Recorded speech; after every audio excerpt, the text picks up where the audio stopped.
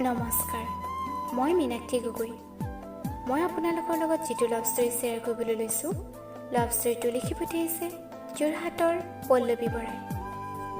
আহকচোন আমি লাভ ষ্টৰীটোৰ ফালে আগবাঢ়ি যাওঁ।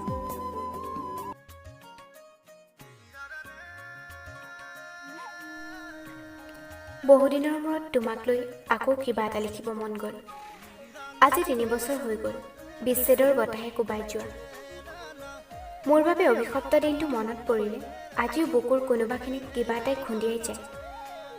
বৰষুণজাক এতিয়াও সৰিয়ে আছে। সেইদিনা তুমিও বৰষুণজাক হৈ হৃদয়লৈ সোমাই আহিছিলা। নিশা 8:30। হঠাৎ তোমাৰ ফোন কলটো আহিছিল। আগৰ দৰেই মই ৰিচিভ কৰিলোঁ। হেল্ল', কোৱা, কি কৰিছা? আৰু এনেদৰেই আমাৰ কথাবোৰ আৰম্ভ হৈছিল। আগতেও তোমাৰ লগত বহুবাৰ কথা পাতিছিলোঁ, কিন্তু সেইদিনা কিবা এটা অস্বাভাৱিক লাগিছিল। বন্ধুত্বৰ পৰিসীমা যেন পাৰ হৈ গৈছিল। সেইদিনা যেন ৰামধেনুৰ 7টা ৰং মোৰ গাত ছটিয়াই মোৰ হৃদয়ত তুমি প্ৰেমৰ শিহৰণ জগাইছিলা। সম্পূৰ্ণ 1 ঘণ্টা আমি কথা পাতিছিলোঁ, বহুত কথা, কেতিয়াও যেন শেষ নহ'বই। মই কৈছিলোঁ তোমাৰ সৰলতাবোৰ প্ৰেমত পৰাৰ কথা, আৰু তুমি কৈছিলা ভালপোৱাৰ প্ৰস্তাৱৰ কথা।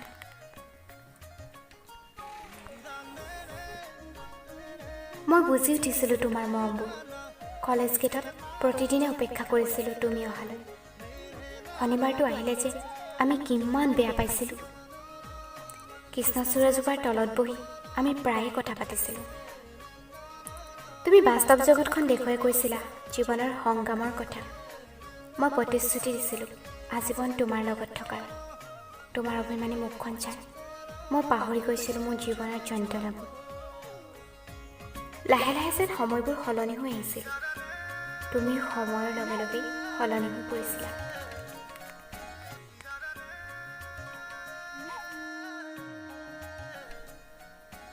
লাহে লাহে মিছাৰ আশ্ৰয় ল'বলৈ শিকিলোঁ। এদিন মই নজনাকৈ তোমাৰ বান্ধৱীৰ ঘৰলৈ গৈছিলোঁ। তোমাৰ চাগে ভয় আছিল মোক হেৰুৱাৰ, সেইবাবে মোক কোৱাৰ প্ৰয়োজন বুলি নাভাবিলা। বহুবাৰ কল কৰিলোঁ, তোমাৰ একোৱেই সঁহাৰি নাপালোঁ। সেইদিনাই আৰম্ভ হৈছিল প্ৰথমখন কাজিয়া।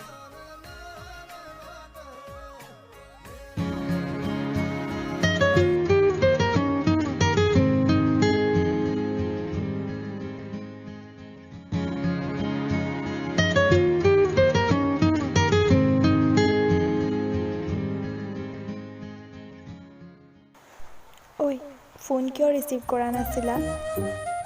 মই জাষ্ট ঘৰ সোমাইছোহি। ইমান দেৰি কিয় হ'ল হা? এতিয়া 10 বাজিল। খবৰ আছেনে তোমাৰ? আজি গাড়ী পোৱা নাছিলোঁ। ফোনটো যে ৰিচিভ কৰিব পাৰা আৰু। আগতেতো এনে নহয়, আজি কিয় এনেকুৱা? কি এনেকুৱা আকৌ? কৈছোঁ ন গাড়ী নাই বুলি। Okay bye.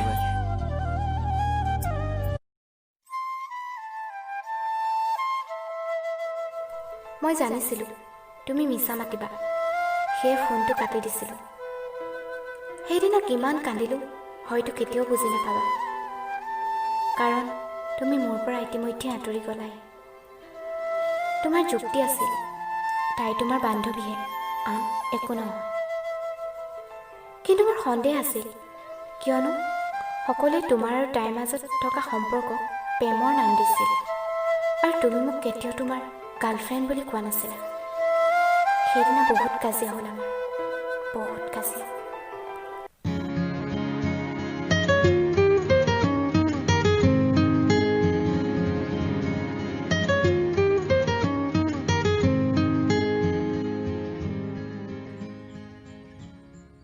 হেল্ল', কোৱা। তুমি সুস্মিতাৰ ঘৰলৈ কিয় গৈছিলা? তুমি মানে গম পালাই? সেইবোৰ বাদ দিয়া, মোক কিয় নোকোৱাকৈ গৈছিলা সেইটো কোৱা।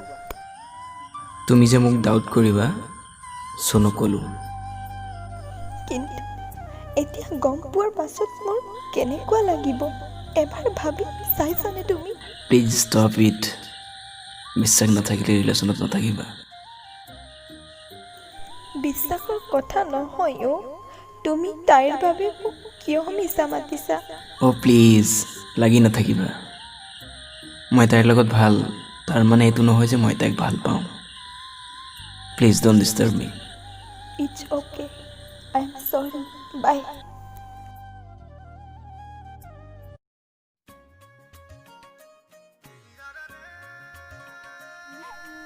সময়বোৰ এনেকৈ আগবাঢ়িব ধৰিলে। তুমি প্ৰায় সুস্মিতাৰ লগত সময়বিলাক পাৰ কৰিবলৈ লৈছিলা। মই প্ৰতিবাদ কৰিলেই বান্ধৱী বুলি অজুহাত দেখুওৱা উপায়হীন হৈ পৰিছিলোঁ, কিয়নো মই নাজানিছিলোঁ যে তোমালোক ইমান বেছি দূৰ আগবাঢ়ি গৈছা। তথাপিও তুমি সত্যক স্বীকাৰ কৰা নাছিলা। তুমি কৈছিলা, মই তোমাকে ভাল পাওঁ, সুস্মিতা মোৰ বান্ধৱীহে। এতিয়াও তোমাৰ প্ৰিয় গানটো শুনি শুনিয়ে মই শুই পৰোঁ। টোপনি নাহে, মনটোৱে প্ৰতিবাদ কৰি উঠে। কিন্তু মই জানো তুমি কেতিয়াও মোৰ হ'ব নোৱাৰা। এবছৰ তোমাৰ সান্নিধ্যত পাৰ কৰিলেও সেই স্মৃতিখিনিয়ে মোক আজি কন্দুৱাইহে তোলে। মই ভাগৰি পৰোঁ। এতিয়া মই তোমাৰ ব্লক লিষ্টৰ আলহী। তোমাৰ হৃদয়ৰ পৰা মোৰ হৃদয়লৈ দূৰত্ববোৰ বাঢ়ি আহিল, কিয়নো তুমি তোমাৰ নিজৰ প্ৰতিশ্ৰুতিখিনি নিজে হত্যা কৰিলা। নিদাৰুণ সময়ৰ উচুপনিত সাৰে ৰৈ উজাগৰি ৰাতি। আজিও মই ভাবি থাকোঁ, কি জানে ভুল মোৰেই আছিল। 28 মাৰ্চ 2017। সেইদিনাই সকলো শেষ কৰি তুমি আঁতৰি গুচি গৈছিলা। মই বিশ্বাস কৰিব পৰা নাছিলোঁ, কিন্তু সত্যটোতো মানি ল'বই লাগিব। সেইদিনা তোমালৈ বাৰে বাৰে ফোন কৰিও মই ভাগৰি পৰিছিলোঁ। 1 মিনিটৰ বাবে মোৰ পৰা আঁতৰি থাকিব নোৱাৰা তুমি। সেইদিনা চিৰজীৱনৰ বাবে আঁতৰি গ'লা।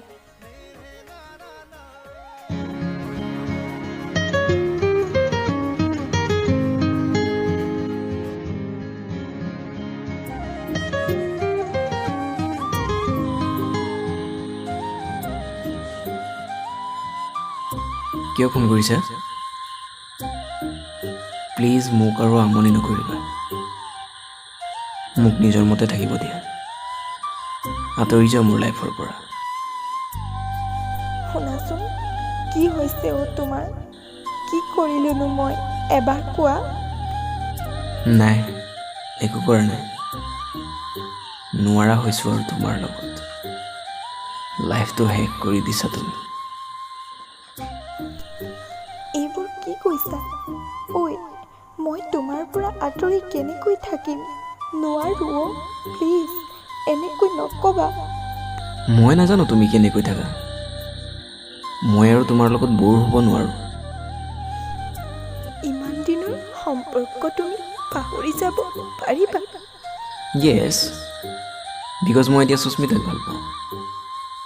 আমি ৰিলেশ্যনত অহা 2 মাহ হৈ গ'ল। তুমি বেয়া পাবা বুলি কোৱা নাছিলোঁ। এতিয়া কৈছোঁ, আমাৰ মাজত নোসোমাবা তুমি। কি? ঐ, এবাৰতো শুনাচোন মোৰ কথা।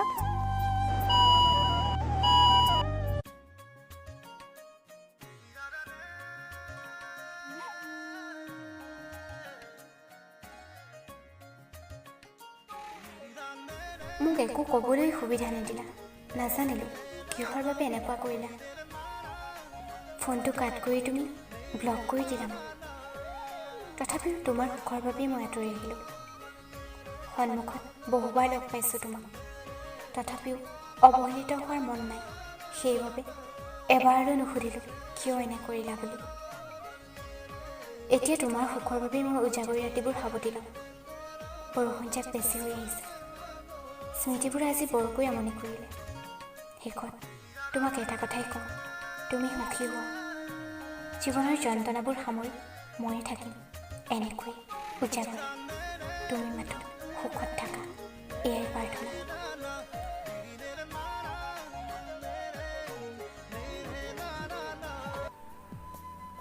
পল্লৱী, তোমাক এটা কথাই কওঁ, তেওঁ হয়তো তোমাৰ যোগ্য নাছিল, যিকাৰণে তেওঁ হেৰাই গ'ল। অতীত সদায় অতীতেই। অতীতৰ কথা ভাবি বৰ্তমানটো নষ্ট নকৰিবা। তোমাৰ যোগ্যজন সময়মতে তোমাৰ জীৱনলৈ আহিব। তুমি মাথো অপেক্ষা কৰা।